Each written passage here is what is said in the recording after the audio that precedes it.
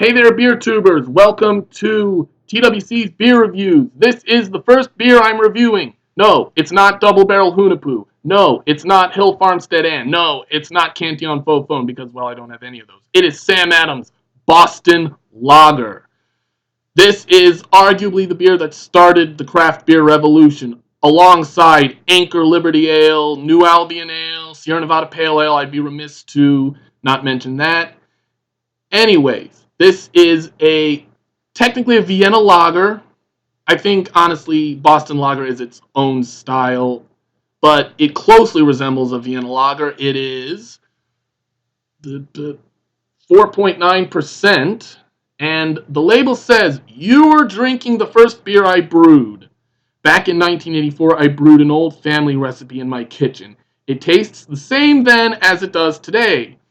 Flavorful, full-bodied, and balanced. It was a revelation in taste, and it helped start a craft beer revolution. Hey, I said that. Cheers. Now, as you can see, unfortunately, I already poured it. Sorry that I don't have the pour, but it is a beautiful amber color. Okay, it's not very beautiful on this potato quality camera, but whatever. It has a one finger head.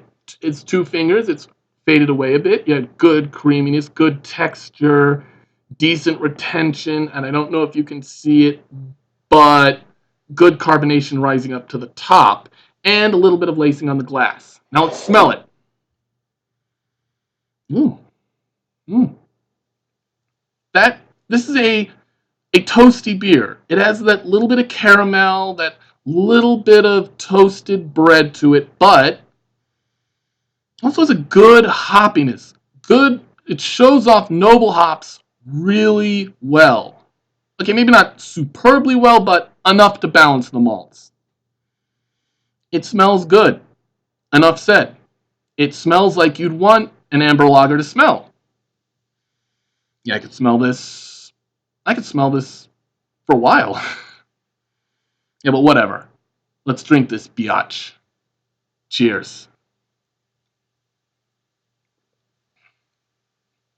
No surprises. No surprises at all. It starts off malty with that toasted malt, the little bit of caramel, a little bit of toffee, and then after it, after that flavor, it becomes a little nutty, a little bit nutty, and then it finishes with a nice hit of noble hops.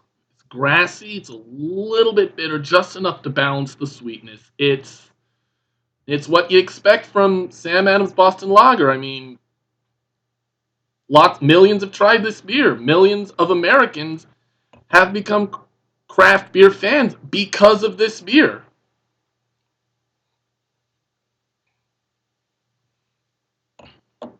The feel is what you'd expect from a good lager. It's crisp, it's light, it's well carbonated. The carbonation is pretty powerful and it goes down easily.